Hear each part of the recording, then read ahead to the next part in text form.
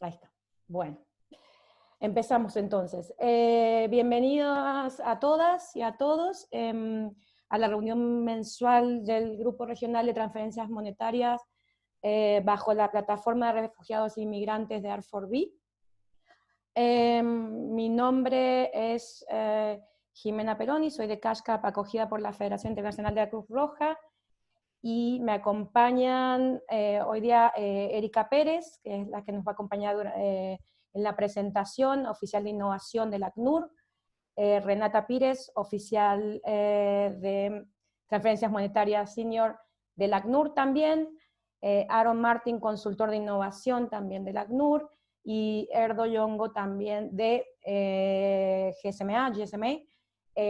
Cualquier cosa, algunos ponentes y gente conectada que quiera hablar en inglés o contestar alguna pregunta en inglés. No tenemos traducción simultánea, pero tenemos todo el espíritu de... Entonces, siéntase, feel free to talk in English and speak in English, and we will translate as much as possible. Algunas pequeñas, téngannos paciencia, nunca hacemos estas reuniones en formatos tan abiertos, con tantas personas, así que téngannos paciencia en términos tecnológicos, pero en principio estamos usando el formato webinar, entonces verán que tienen preguntas y respuestas por un lado, y el chat, como todos, para presentarse, para saber quién está en la sala, y también para compartir enlaces, etc. Pero las preguntas y respuestas les agradecemos si la pueden poner en el chat box de preguntas y respuestas, de manera de que con las moderadoras podamos ir viendo y poder establecer también una interacción. No deja de ser una reunión esta, con muchas personas, 47 van por ahora conectadas, entonces pedimos que esperen un poquito al final de la presentación de Erika para abriremos el espacio, y si pueden levantar la manito, les puedo permitir hablar, diríamos, y ahí establecemos también la discusión. La idea es que sea una discusión abierta, rica, así que siéntanse cómodos. ¿Qué más? Nada más por mi parte. Por nuestra parte, ¿por qué estamos discutiendo este tema? También en el grupo, obviamente, sabemos todos que en la plataforma no solamente estamos implementando los distintos programas de transferencia monetaria para el 2020, para asistencia en transferencia monetaria, refugiados, inmigrantes y población de acogida en 17 países, y también estamos en un proceso de planificación para el 2021 con diferentes análisis de viabilidad, y los entornos regulatorios de cada país con respecto a la telefonía móvil son claves también para la asistencia de transferencia monetaria. En forma muy resumida, sabemos que si un refugiado y un migrante no tiene la capacidad, el acceso legal para abrir una cuenta bancaria, para acceder a la conectividad móvil, para activar una billetera móvil legalmente y a su nombre, esa persona es otra barrera de acceso y de marginación que le va a limitar a tener acceso a información oportuna y en tiempo y forma, la comunicación, que es tan importante, la comunicación bilateral con los trabajadores también humanitarios, y también, por otro lado, y sobre todo es la razón por la que estamos aquí en el grupo, puede limitar muchísimas opciones, por ejemplo, de transferencias vía teléfono móvil. Sin más que eso, te paso la palabra, Erika, over to you. Bienvenidas a todos. Muchas gracias, Jimena, y bienvenidos y bienvenidas todas las personas participantes en el webinario. Es un placer estar aquí. Muchas gracias por la invitación. Como bien les decía Jimena, mi nombre es Erika Pérez Iglesias, soy oficial asociada de innovación del ACNUR en la Oficina Regional de Panamá. Soy para las Américas. Y junto con mi colega Aaron Martin, que también está hoy entre los asistentes, hemos trabajado en un informe que precisamente hablaba de las barreras legales y regulatorias a las que las personas desplazadas en las Américas pues se enfrentaban a la hora de acceder a conectividad y a servicios financieros.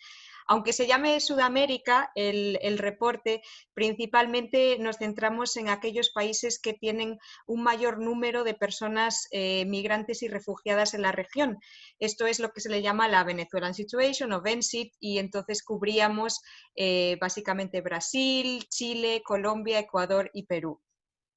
También comentarles que este trabajo está enmarcado dentro de una iniciativa en la que trabaja el Servicio de Innovación, que es básicamente de acceso, inclusión y participación digital, que entiende que todas las personas desplazadas tienen derecho a participar activamente y legalmente de servicios de conectividad para reconstruir su vida y estar en contacto con sus seres queridos y con las organizaciones humanitarias para, en fin, todo lo que viene a reconstruir de una manera digna su vida. Entonces, sin más dilación, podemos pasar a la siguiente slide. La agenda de hoy va a ser un poquito corta, nos vamos a centrar en el contexto que estamos viviendo ahora mismo y en el que se centró el análisis básicamente de esos 5 países que les había comentado. Un poquito la metodología que hemos usado Aaron y yo en este informe, y cómo este informe se apoya en un primer estudio que realizó el Servicio de Innovación, principalmente Aaron, de la misma materia en otros países alrededor del mundo de interés para ACNUR. Les vamos a presentar de una manera muy rápida los resultados generales regionales para las Américas. Después vamos a profundizar un poquito más en las barreras de acceso por cada uno de los 5 países estudiados. Finalizaremos con las recomendaciones que se han incluido en ese informe, tanto a gobiernos como a organizaciones humanitarias como a proveedores de servicios, y finalmente trataremos sus preguntas y todas las cuestiones que quieran tratar después de esta presentación. Entonces podemos pasar a la siguiente. Pues básicamente, como ustedes ya conocen, la tecnología juega un papel fundamental en nuestras vidas, ¿no? Y más cuando eres una persona refugiada o migrante que estás dependiendo de tener información vital y confiable en cada momento del día para tomar tus propias decisiones. Entendemos que este tipo de personas ya en una situación de vulnerabilidad, que no pueden acceder legalmente a servicios de conectividad, abrir una cuenta bancaria o activar una billetera móvil, aún pueden verse más marginados, más desempoderados a la hora de acceder a información crítica, a relacionarse, a integrarse en el país de origen y a realizar transacciones monetarias. En el contexto de VENSIT, vemos que notamos, o bueno, también es algo obvio, que hay una dificultad a la hora de obtener documentos de viaje válidos, esto es, pasaportes en el país de origen. Y esto impulsa a que muchas personas inicien sus movimientos, que dejen atrás su país sin contar con este tipo de documentación y solamente con la cédula de identificación venezolana. Acorde con unos monitoreos de protección, que básicamente es una encuesta que realiza el ACNUR de manera periódica para ver la evolución de diferentes puntos de protección de nuestras personas de interés, esto es, personas básicamente desplazadas forzosamente en la región. En datos de 2019 vimos que había un 44% de las personas que habían sido encuestadas que carecían de algún tipo de permiso legal o de residencia en el país de acogida. Esto significa que estas personas no están en posesión de la documentación que legalmente les brindaría acceso a servicios de conectividad y servicios financieros en los países de origen, lo cual le limita muchísimo a la hora de integrarse. Con datos que hemos recogido en el primer trimestre de 2020, la cifra ya asciende al más del 50% de las personas encuestadas. También un poquito lo que hemos visto en el contexto de las Américas es que tanto las políticas de tipo regulatorio y los requisitos de acceso no son flexibles y se aplican un poco de manera inconsistente, lo que significa que las personas de interés aún están en una situación más vulnerable. Aunque es por todos conocidos o lo anunciaron como bombo y platillo, que muchos de los gobiernos de la región estaban aceptando pasaportes vencidos de personas venezolanas más allá de creo que 5 años de su fecha de expiración. En la realidad, cuando una persona intenta mostrar su pasaporte vencido, este no es aceptado. Entonces, pues se tendría que trabajar un poco hacia un trabajo más de abogacía con las instituciones relevantes. Podemos pasar a la siguiente slide. Pues un poquito centrándonos en los antecedentes, como les comentaba, este informe de desplazados y desconectados es como una secuela del primer informe que realizó mi colega Aaron en 2018 en colaboración con GSMA. Para todas aquellas personas que quizás no estén familiarizadas con GSMA, ellos son la asociación de la industria de operadores móviles y todas las empresas del ecosistema de telecomunicaciones y que representa sus intereses. Entonces, la ACNUR, en colaboración con GSMA, hace 2 años, realizaron el primer estudio para examinar las barreras legales en materia de identificación, es decir, en materia de credenciales de ID, a las que se enfrentaban las personas desplazadas en 20 países prioritarios que eran para la ACNUR en ese momento. Les puedo compartir el link en el chat de todos de donde se encuentra ese informe en nuestra página web de la ACNUR. El resultado fue básicamente el informe que les comentaba y que tiene unos resultados muy parecidos básicamente a los que les vamos a presentar hoy de las Américas. La metodología principalmente se basó en encuestas con colegas en las respectivas operaciones que iban enfocadas pues básicamente a las barreras que estaban percibidas, a las barreras de identificación, qué tipo de documentación era más común entre la población de interés. Se hizo un análisis de la regulación disponible y de toda la documentación relevante, un desk review. Y finalmente se complementó y se enriqueció ese estudio con insumos de organizaciones de sociedad civil y de instituciones reguladoras, entre otras, entre las que se encuentra el GSMA. Como resultados generales para los 5 países estudiados, les podemos decir que las barreras de acceso relacionadas con las credenciales de identificación existen en los 5 países estudiados. Además, aparte de requisitos de identificación, en muchos de los países se exigen requisitos adicionales, como el registro del número email de dispositivo, o en algunos países, como es el caso de Brasil, por ejemplo, se le exige una prueba de residencia o de ingresos en otros países que les dificulta aún más a las personas que quieren acceder a este tipo de servicios de conectividad y servicios financieros su inclusión digital y financiera. Conocemos por nuestras frecuentes interacciones con las personas desplazadas que existen soluciones alternativas o intentan acceder de manera no muy legalmente, pero estas formas no son sostenibles y les desempoderan. Básicamente nos referimos al registro de una tarjeta SIM a nombre de un tercero, o básicamente si el registro de un dispositivo a nombre de una persona local que tiene los documentos de identificación requeridos por el marco regulatorio. Como podemos ver en la tabla resumen, en los países de Chile, Colombia, Ecuador y Perú vemos que una persona solicitante de asilo no puede cumplir los requisitos que se le solicitan para acceder a servicios de conectividad y servicios financieros, mientras que en Brasil hay unas restricciones que, aunque son bastante rígidas, se pueden cumplir en alguno de los casos. En el caso de los refugiados, se pueden cumplir las restricciones que hay tanto para acceder a servicios de conectividad como financieros, pero con dificultad. No es todo tan fácil como una persona puede imaginar en otros contextos. Entonces, ahora sí vamos a profundizar un poquito más en cada uno de los países. En Brasil, como les comentaba, el registro de la tarjeta SIM es obligatorio por la ley. Aquellas personas que no hayan recibido aún su número de identificación fiscal, esto es el cadastro de persona física, no son capaces de registrar una SIM card a su nombre. Además, requisitos adicionales como una prueba de domicilio les puede suponer un gran impedimento a personas que, por ejemplo, están viviendo en un albergue.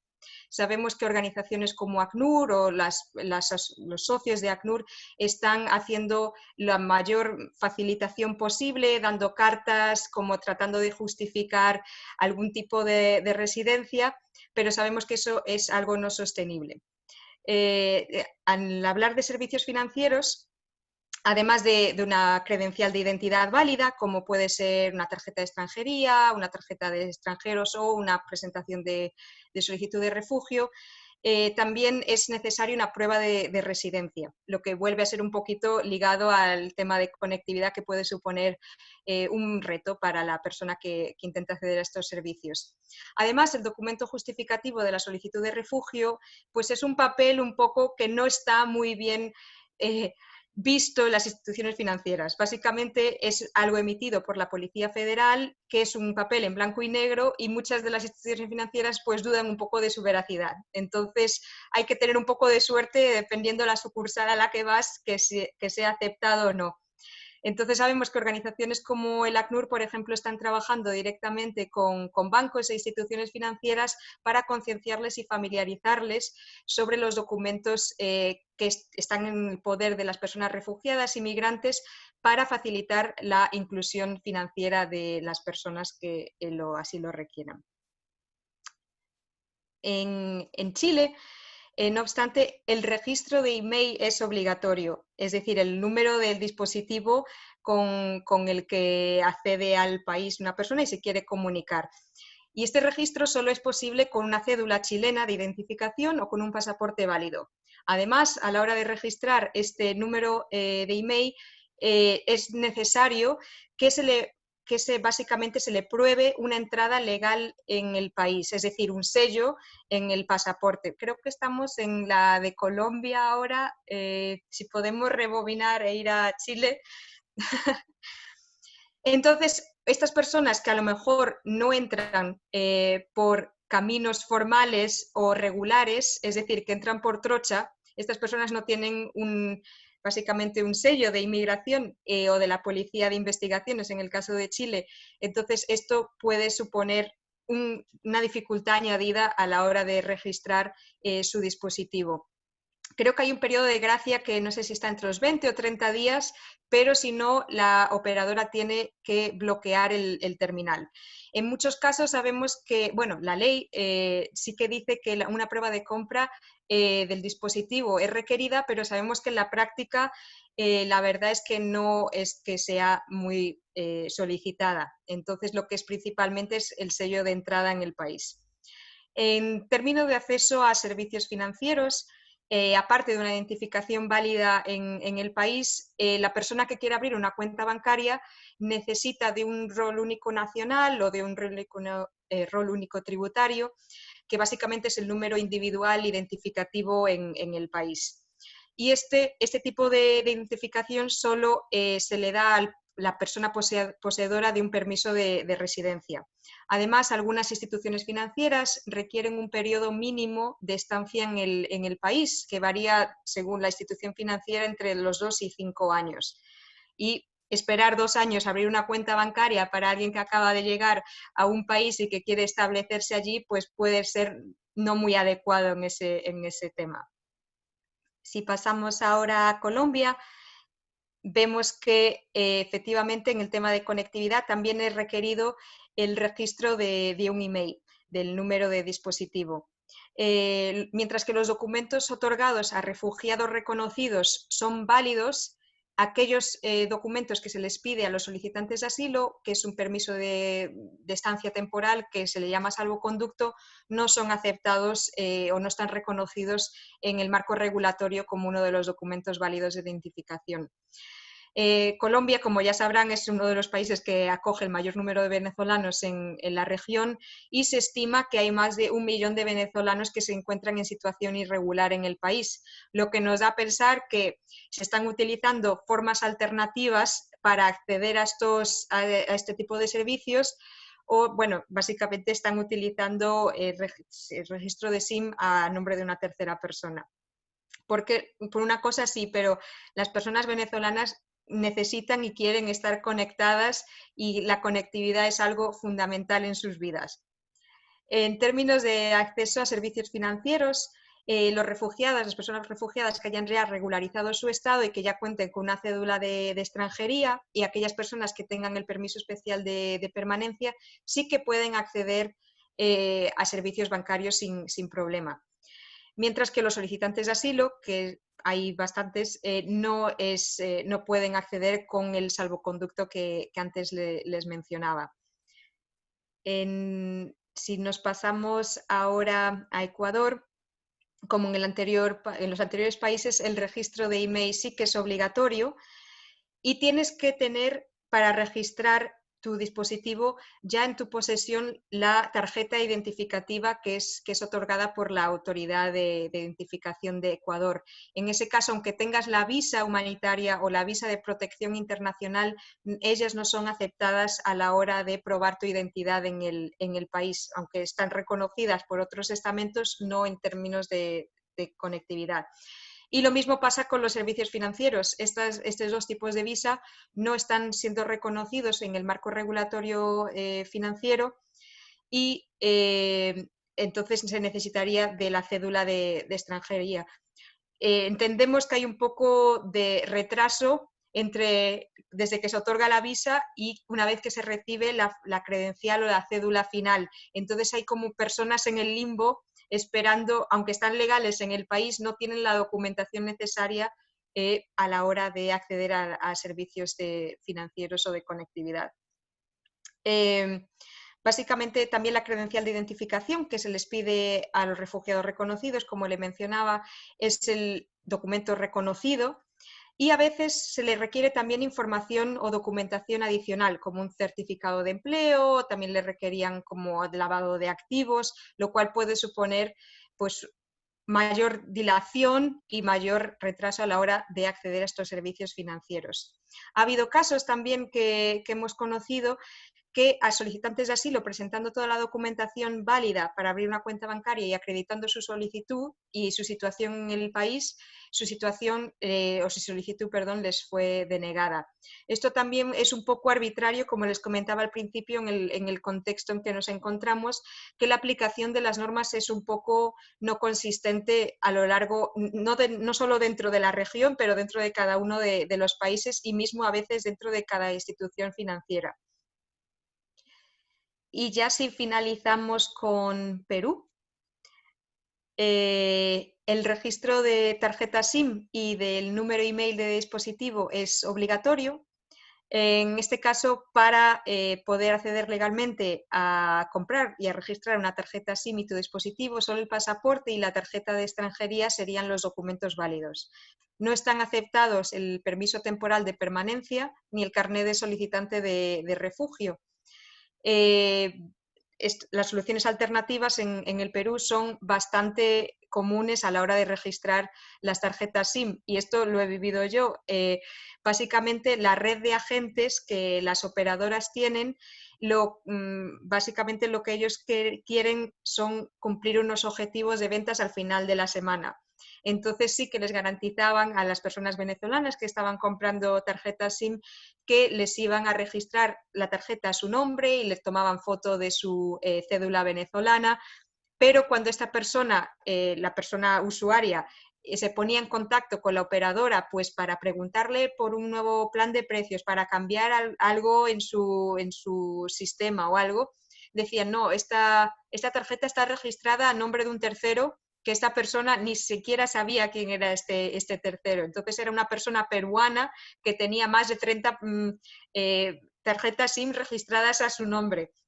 Entonces, pues sí, esto básicamente limita a la hora de interactuar con los operadores móviles y también pues abren un poco la puerta a que las personas desplazadas inmigrantes sean víctimas de posibles fraudes o de uso indebido de sus datos y también pues básicamente su inhabilidad de realizar cambios y de hacer decisiones en temas de conectividad acordes.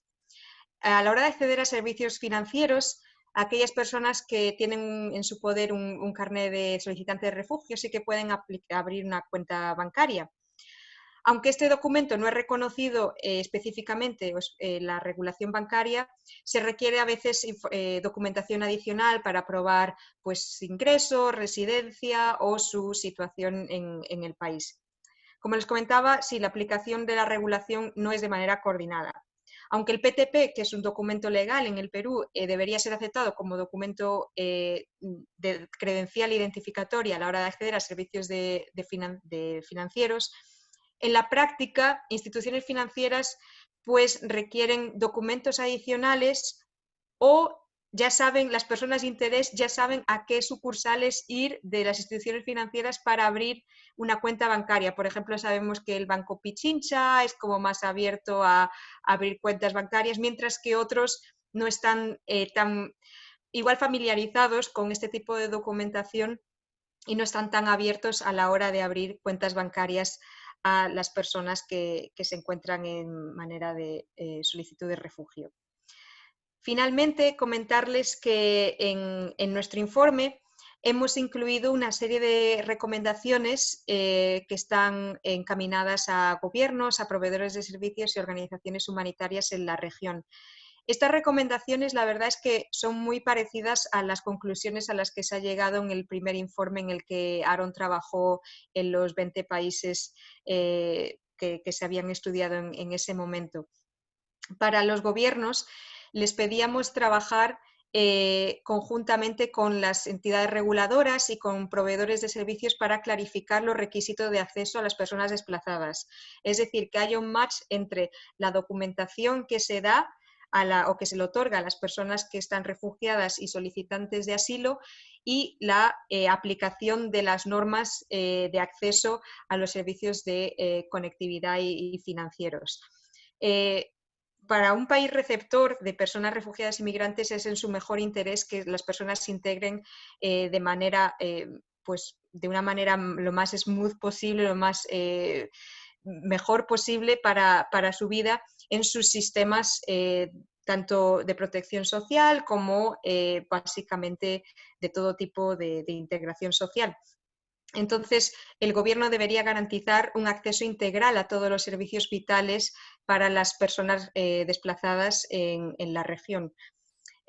También podríamos o les invitamos a considerar requisitos de Know Your Customer o de Conoce a su cliente y de Customer Due Diligence, que es la debida diligencia del cliente, de manera escalonada y basada en unos niveles de riesgo pues dependiendo de los ingresos o de las transacciones o bueno, básicamente el nivel de riesgo que el perfil de cada usuario tenga a la hora de abrir una cuenta bancaria, porque eso favorecería la inclusión financiera de las personas que se encuentran desplazadas y en una situación de vulnerabilidad. También a los gobiernos bueno, de los que hemos participado en este estudio, nos gustaría incitarles a que tomen un enfoque común regional para armonizar un poco los requisitos de identificación a la hora de favorecer la inclusión de clientes refugiados y migrantes. Y esto puede ser pues mismo dentro de procesos de coordinación que hay existentes, como el proceso Quito, o en otro tipo de foros que consideren relevantes tanto de telecomunicaciones como financieros. A los proveedores de servicios, pues nos gustaría pedirles que si pudieran clarificar los requisitos de acceso con su red de agentes. Básicamente muchos agentes pues, son autónomos en el caso de las telecomunicaciones o de las entidades de los servicios de operadores móviles y se mueven pues cuestiones más económicas que realmente pues sí, de inclusión hacia las personas desplazadas. Entonces nos gustaría que una vez clarificados los requisitos de acceso y los documentos válidos, que le transmitiesen la información correcta a la red de agentes para que puedan favorecer la inclusión y el acceso de las personas refugiadas y solicitantes de asilo, tanto en materia de conectividad como en materia financiera. También les invitamos a repensar los periodos de latencia de las tarjetas SIM, esto es, los periodos en los cuales, después del cual una tarjeta SIM se desconecta sin ser recargada. Es decir, sabemos que muchas personas están pendientes de un celular, pendientes de una llamada para una entrevista en su proceso migratorio, y para estas personas es vital tener una conexión y poder ser localizadas. Si a lo mejor no tiene saldo para recargar o para mantener la línea activa, pues les pediríamos que igual extendiesen esos periodos antes de desconectar las líneas. Los proveedores de servicios también les incitamos a trabajar conjuntamente con reguladores y organizaciones humanitarias. Las organizaciones humanitarias tienen una muy buena visión de cuáles son las necesidades de las personas desplazadas, de cuáles son los documentos que están en su poder, cómo se podrían integrar y armonizar esta situación conjunto con los documentos que tienen en su poder. Entonces, de una manera de trabajo conjunto, pues a través de un grupo de trabajo, a lo mejor en cada uno de los países, podría ser una de las maneras de tratar de favorecer la inclusión digital y financiera en cada uno de los países de las personas de interés. Y muchos de los proveedores de servicios, sobre todo en el tema de comunicación, tienen una presencia regional, como puede ser Tigo, Movistar. Entonces, pues aprovechar de esa presencia regional y establecer, pues a lo mejor algún tipo de acuerdo para favorecer iniciativas humanitarias. En términos de organizaciones humanitarias, lo que les pedíamos era una promoción conjunta de las organizaciones humanitarias, pueden ser NGOs, pueden ser agencias de la UN, organizaciones también de sociedad civil, que trabajen de forma conjunta hacia la inclusión digital y financiera de las personas desplazadas. También trabajar conjuntamente con los proveedores de servicios para familiarizarlos con las barreras que se ven día a día o que experimentan día a día las personas desplazadas a la hora de acceder a estos servicios de conectividad y financieros. Y aquellas organizaciones que estén trabajando conjuntamente con gobiernos en términos de registro y de documentación, de tratar de impulsar este tipo de procesos de una manera más ágil para que finalmente la persona refugiada o migrante pueda recibir su documentación y pueda acceder legalmente a estos dos servicios que van íntimamente ligados de la mano.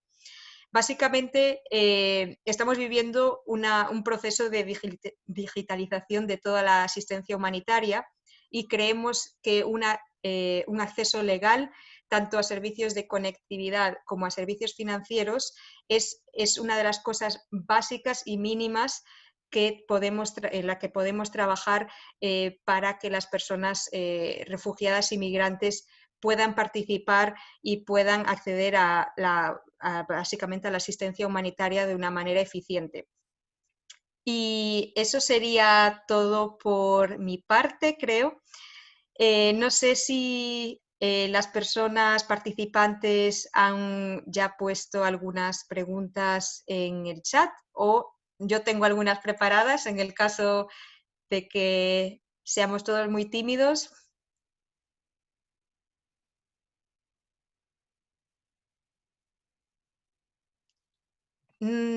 Si alguien tiene también alguna pregunta, puede levantar la mano en el chat. Creo que tenemos a una persona,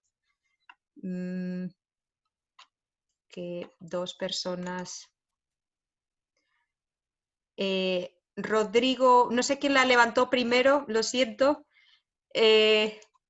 Rodrigo, te voy a dar la palabra si quieres.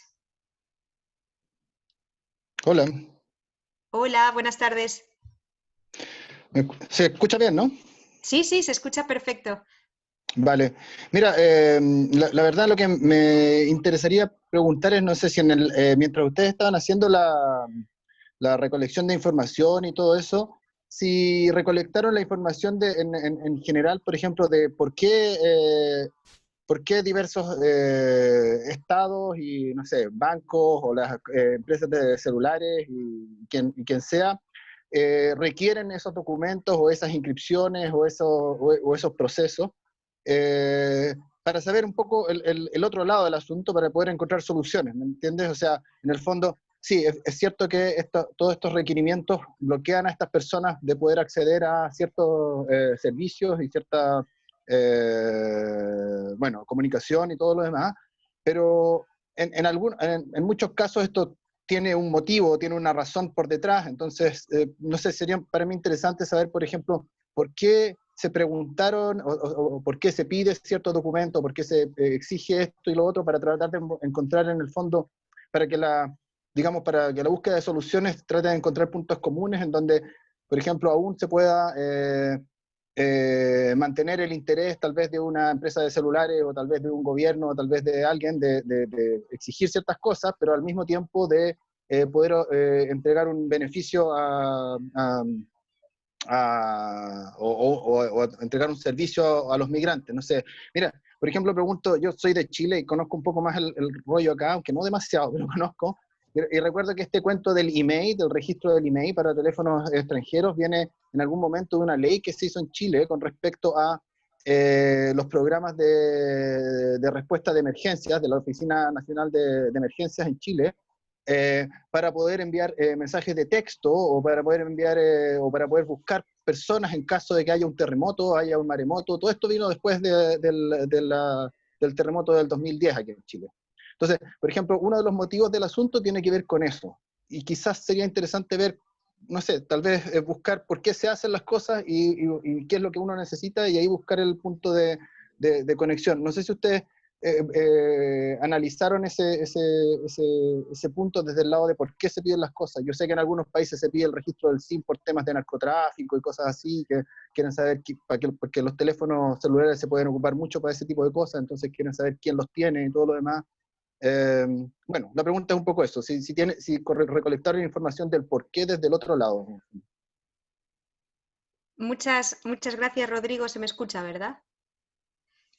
Pues principalmente el por qué, o sea, lo fuimos viendo una vez que estuvimos investigando el marco regulatorio dentro de cada uno de los países, pero no profundizamos en por qué esto se hizo pues hace 10 años o hace 15 años, porque básicamente esta situación de Venezuela, por ejemplo, es un fenómeno bastante reciente.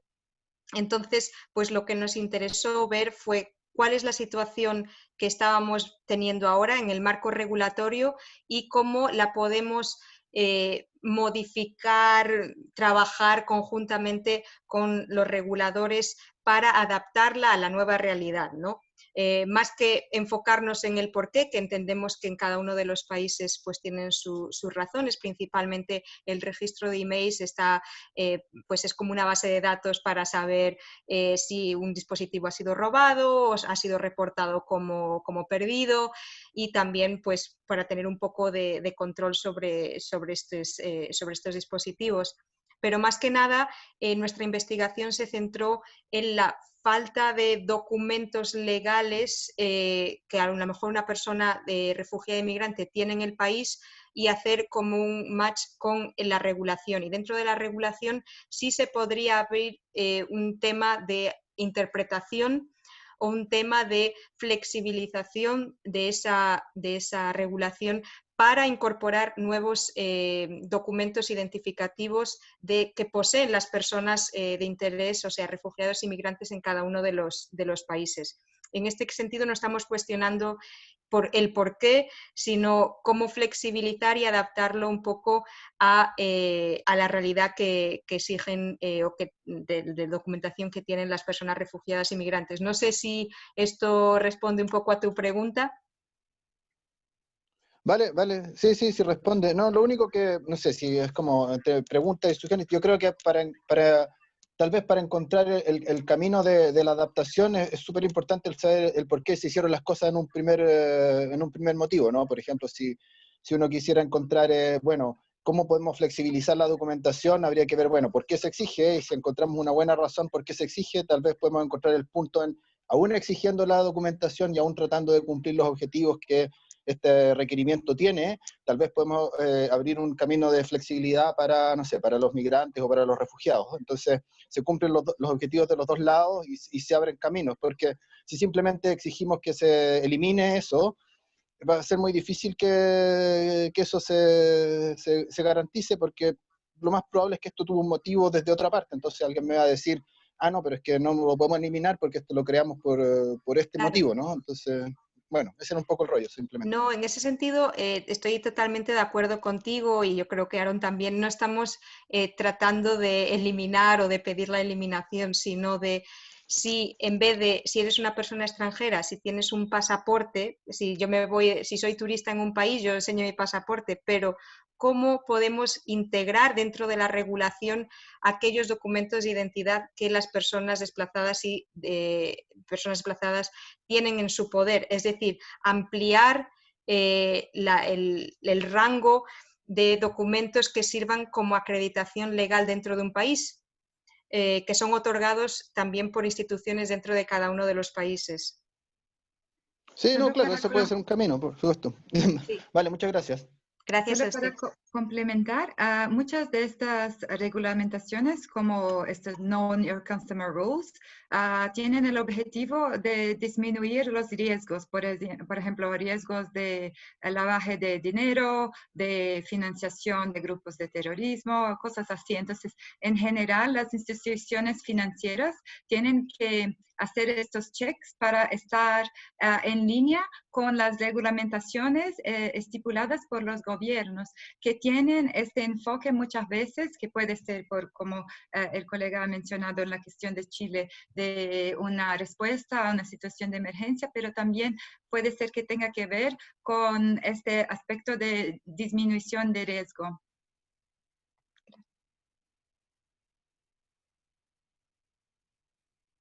Perfecto, muchas gracias, Renata. No sé si pasamos a la siguiente persona que levantó su mano, que era Jonathan Schweiger. Sí, Schweiger, ¿cómo está?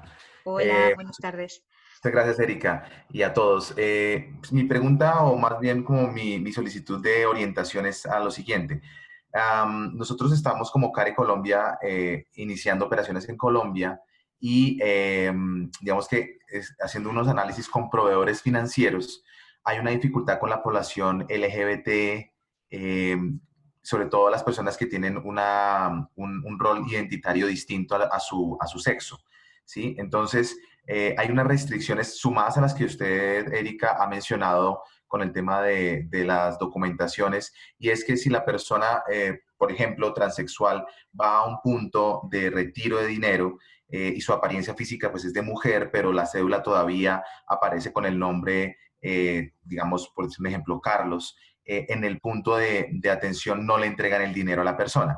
Entonces, mi pregunta y solicitud de recomendación es, ¿qué podemos hacer para orientar mejor a los proveedores de servicios financieros en términos de inclusión también a la población LGBT? Porque creo que esto puede ser también algo que esté sucediendo en otros países y con otros colegas, y quisiera tener un poco más de información o de recomendaciones al respecto. Muchas gracias.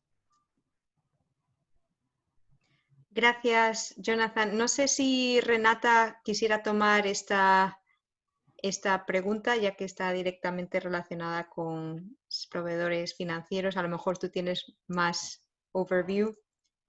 Generalmente lo que se puede hacer es trabajar a nivel de los reguladores que pueden enviar algunas disposiciones de información a los agentes para que entiendan las políticas. Entonces, hay dos distinciones. Hay la parte de garantizar el acceso a través de la política, entonces a explicar a estas personas que están trabajando directamente con nuestra población de interés, que sí no deberían hacer la distinción, y si es algo que lo encontramos muchas veces, sí podemos llevar eso a los gestores de más alto nivel en las instituciones financieras, inclusive en el Central Bank, pero también hay un trabajo muchas veces de individual. Por ejemplo, si identificamos que nuestra población accede a muchos servicios en algunas agencias, en algunos bancos, en algunas instituciones, y que estos problemas se están pasando en situaciones muy puntuales, en esta agencia, en esta ciudad, se puede promover también un trabajo directo de capacitación, por ejemplo, de los agentes que trabajan en esta institución, para sensibilizarlos a explicarles lo por qué no deberían a trabajar de esta manera y cómo cambiar la forma como trabajan. Entonces, creo que hay dos niveles de trabajo, uno nivel más de trabajar al alto nivel para que den la directriz correcta, pero también esto de sensibilizar los individuos. Y quizás Jimena puede añadir algo. Sí, quería compartir también una experiencia que, si bien en este caso fue específica de protección a la infancia, que muchas veces trabajando, en este caso con los teleoperadores, tienen los mecanismos de participación muy aceitados con sus agentes, que a veces hablamos de agentes, pero a veces el agente es, como decía Erika, es una persona privada, parte de la comunidad, con un pequeño kiosquito, que es parte de la comunidad con sus normas culturales, con sus prácticas, etc. Y entonces lo que nosotros hicimos, en este caso una experiencia como de 60.000 personas, más o menos en el norte de Nigeria, sí que empezamos a trabajar como mucho más en partenariado con los proveedores, para que también se habiliten canales de participación con los agentes. Muchas veces tenemos bastante aceitados con las comunidades, tenemos una comunicación relativamente bilateral con las comunidades, y nos olvidamos que los agentes son prácticamente nuestra cara. Es como que cambia, ya no es el trabajador humanitario, sino que realmente es el agente, el trabajador de última milla, que se llama, ¿no? Entonces, trabajar un canal de participación, de capacitación, como decía Renata,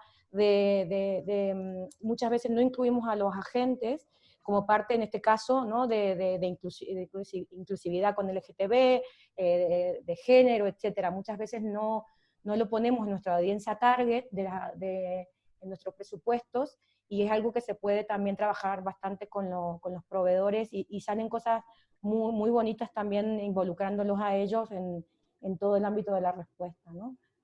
Simplemente eso por mi lado. También hay varias preguntas en el chat, también, sí.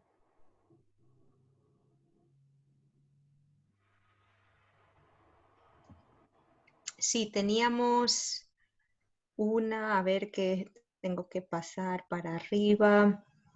A ver.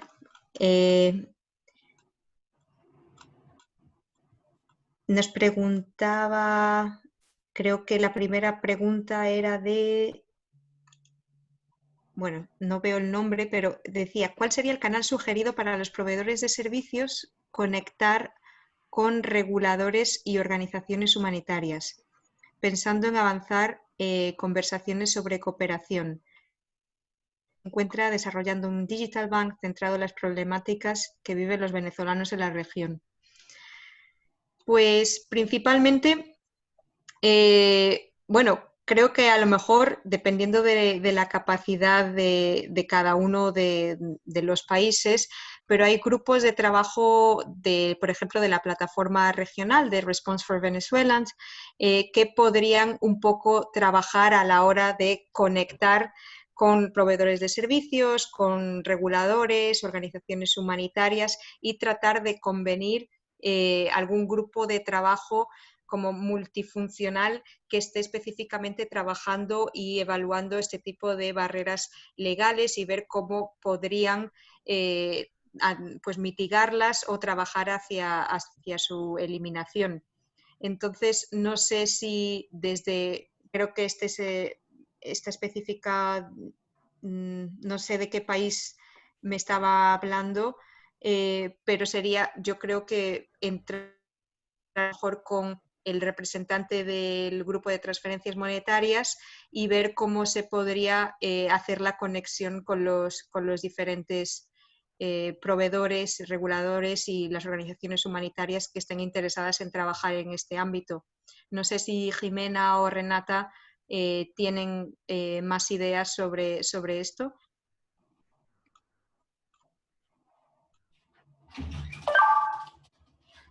¿Qué estás haciendo? ¿Dónde estoy? No, mire, ¿dónde estoy?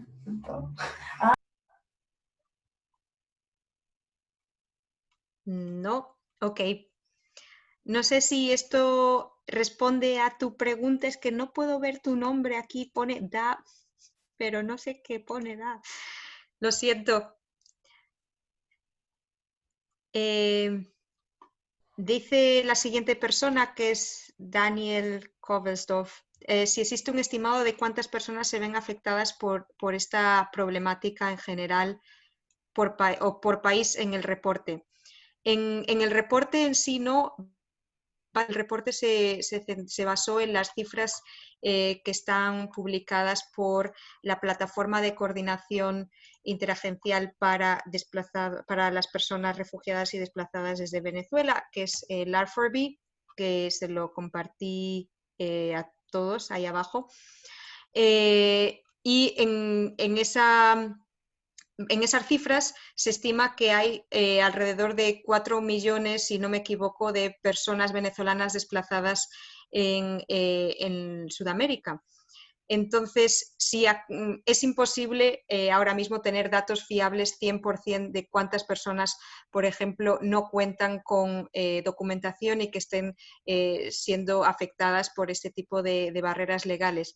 Pero, como les comentaba, a través del último monitoreo de protección, que es la encuesta que realiza ACNUR en la región y que atiende pues si tienen en su poder las personas refugiadas y migrantes algún tipo de documentación en su poder que justifique su estancia legal en el país, pues en este año se estimaba que era 100% de las personas que participaron en la encuesta. Entonces, estamos hablando de una cifra bastante alta.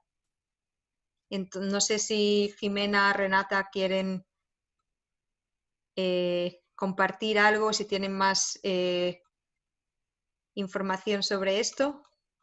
No, perdón, yo simplemente recordarles que las preguntas van por el chat de preguntas y respuestas, porque si no, perdóname, Erika, tengo que...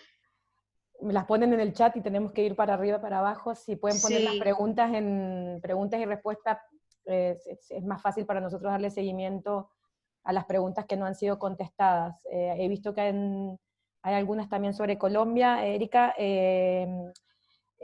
¿cuál sería la orientación en el caso de Colombia frente al hecho que hace más de un año que no se otorga PEP y no se admiten pasaportes vencidos? ¿Cuál es la orientación frente a la movilidad y acceso a servicios?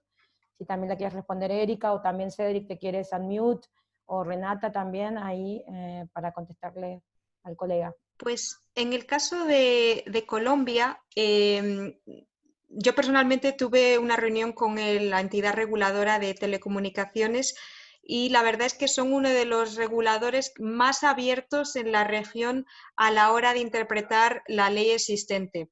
De hecho, la persona con la que hablé está trabajando dentro de un grupo regional que está dentro de un proyecto que se llama Conectando a los Desconectados. Entonces estaba muy sensibilizado con este tema.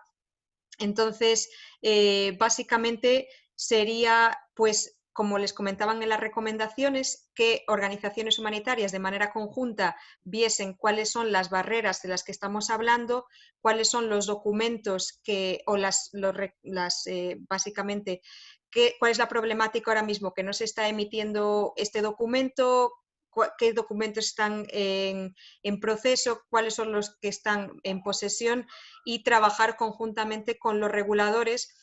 Cambiar una ley es muy complicado, entonces lo que estaríamos a lo mejor hablando sería de una interpretación de la ley o ver de cómo, se dice el artículo del decreto, un documento identificativo, pues que el regulador emitiese una nota informativa a los proveedores de servicios móviles diciendo, ok, este documento identificativo puede ser pasaporte, PEP, XY, básicamente un poco abriendo, sin cambiar el marco regulatorio, pero incitando a las organizaciones y a los proveedores de servicios a ser más flexibles y aceptar un rango mayor de documentos de identidad que están en posesión de las personas desplazadas inmigrantes en Colombia, en este caso.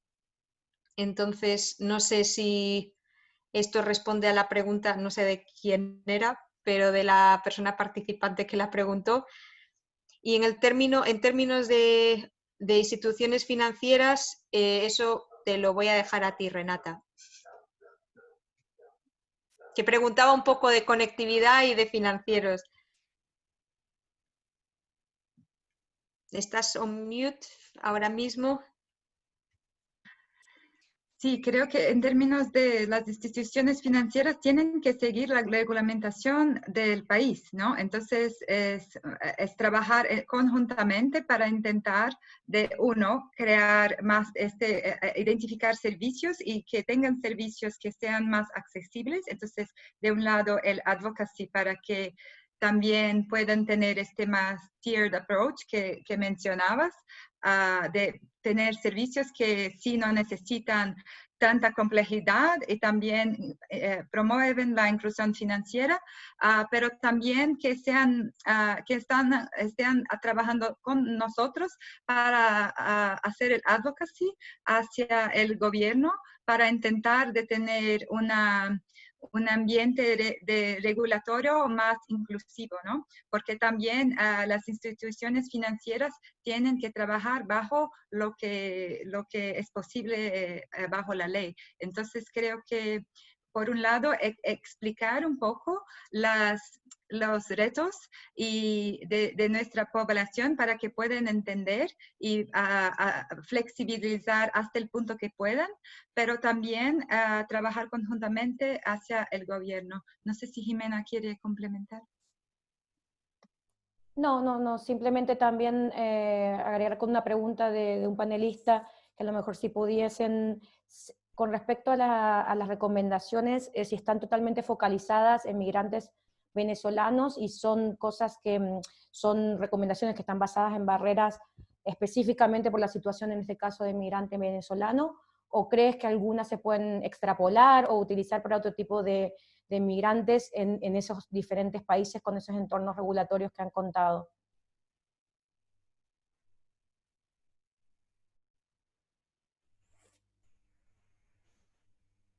Erika,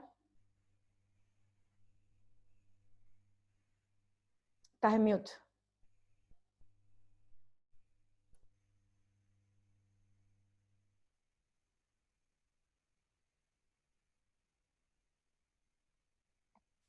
Erika, estás en mute.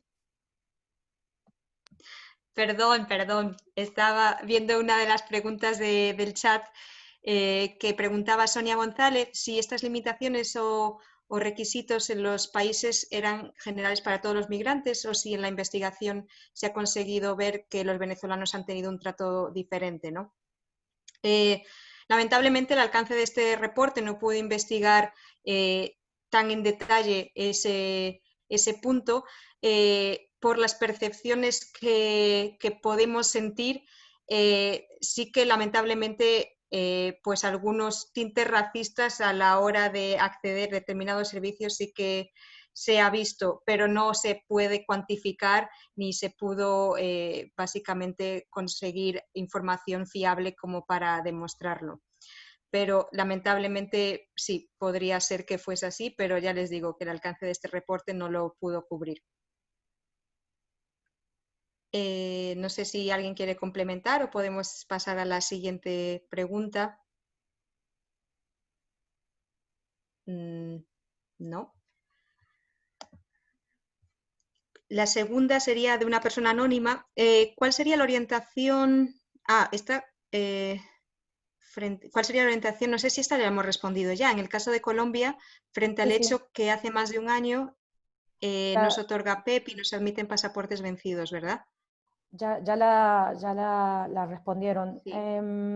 La que estaba pendiente es con respecto a la experiencia, si han visto más apertura con respecto a los bancos o con respecto, por ejemplo, a giros postales, con Western Union, ponen ejemplos. Si han visto que en estas recomendaciones hay alguna diferencia, diríamos, entre los distintos tipos de operadores, ¿no? Pues un poquito sí, como les comentábamos, la aplicación de la regulación pues estaba más flexible en determinadas instituciones financieras, por ejemplo, que en otras. Teniendo dos personas el mismo tipo de documentos identificativos, pues en un banco, en una institución o en una sucursal mismo, dependiendo si a lo mejor eran más conocidos en una localización más pequeña, sobre todo, bueno, puedo hablar en el caso del Perú, que había muchas personas solicitantes de asilo que iban a una sucursal a abrir su cuenta bancaria porque sabía que ahí sí que se la podían abrir, y que a lo mejor iban a Lima a abrírsela y no se la abrían.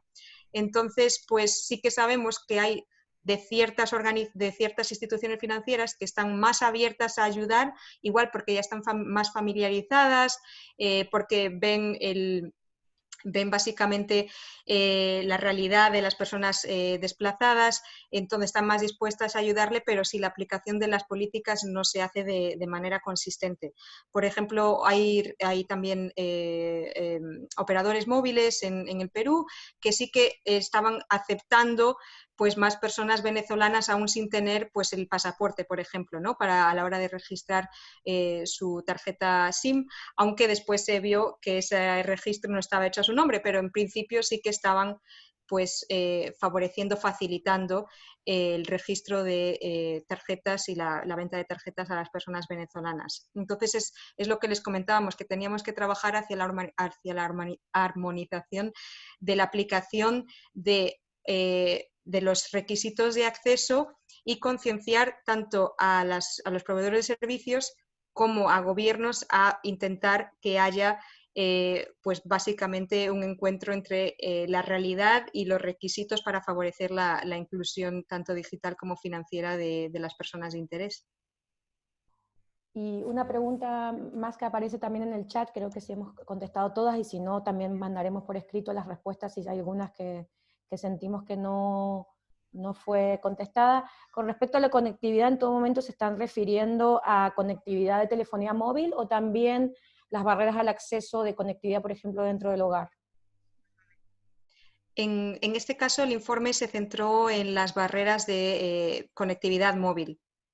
Básicamente, sí, compra de tarjeta o de chip y básicamente acceso a datos móviles.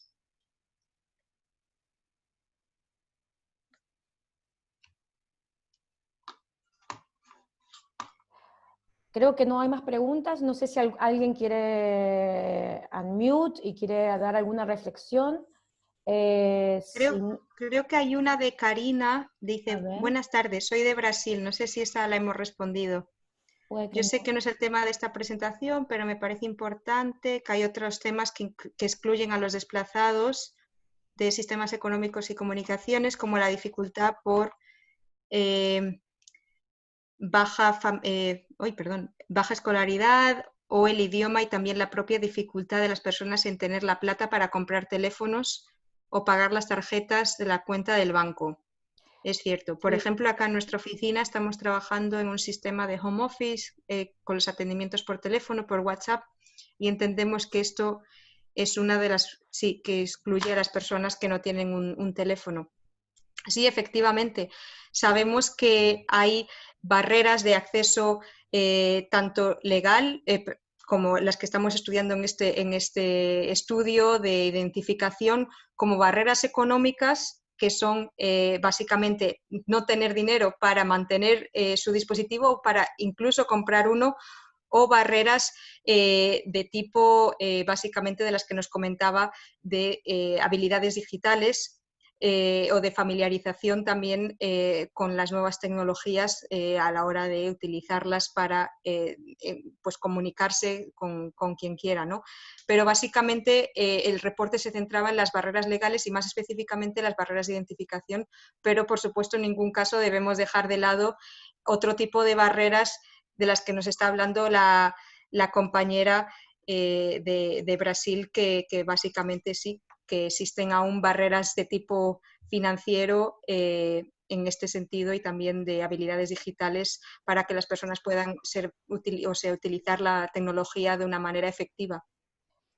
Sí, yo también ahí agregar que también por eso es tan importante integrar en el momento del diseño de la transferencia también este proceso de análisis de adopción y de acceso también a la telefonía móvil como una necesidad ya básica, que muchas veces lo olvidamos o no les incluimos en la MIB o no les incluimos en el diseño de la transferencia, y sobre todo para este periodo, por ejemplo, de latencia que comentaba Erika, a veces con muy poco, con una introducción de un top-up en una transferencia monetaria en forma muy rápida, se puede eliminar una barrera que de una forma muy, muy sencilla, ¿no? También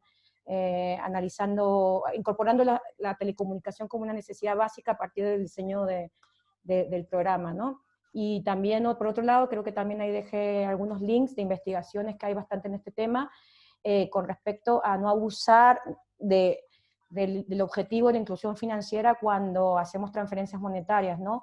Cuando hacemos transferencias monetarias a través de telefonía móvil, estamos promoviendo un montón de acceso y estamos eliminando muchísimas barreras, pero hay muchas variables de adopción, de usabilidad, etcétera, que también se tiene que incorporar en el programa para tener algún tipo de objetivo de inclusión financiera, ¿no? Entonces no ligarlos, siempre promoverlos también, pero tener en cuenta las barreras de inclusión financiera no son siempre las mismas que utilizamos cuando utilizamos transferencias monetarias para otro tipo de necesidades básicas, ya sean de seguridad alimentaria, nutrición, etc. No sé si hay alguna otra pregunta. Nada más, por otra parte. Bueno, con esto no sé si quieren reflexionar alguna última reflexión, si no, siempre conectarse con la unidad también de innovación con respecto a este tema del ACNUR, conectarse también con el grupo de transferencias monetarias regional o de país, en el caso específico, para seguir discutiendo sobre entornos regulatorios. También comentarles que en otras regiones, por ejemplo, GSMA, no sé si Erdo quieres comentar algo también en inglés, GSMA en otras regiones tienen un rol también de apoyo a los grupos, tienen un rol de advocacy, tienen un rol de discusión, de habilitar esta comunicación para esos canales que comentaban con respecto a los operadores móviles con el GTM, por ejemplo. Entonces nosotros estamos, tanto ACNUR como el grupo, estamos en mucha comunicación con el GSMA también, y cada vez más lo estaremos para la región. Entonces también para facilitar, en los links que pasé, por ejemplo está el índice regulatorio que mapea el GSMA, que es muy bueno.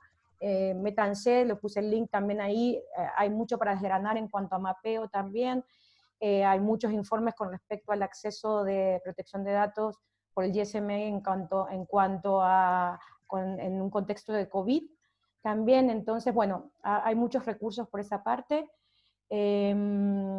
Nada más, gracias a Erika, Renata, por esta presentación y la moderación, y muchísimas gracias a los 65, creo que llegamos en un momento, participantes de la reunión mensual.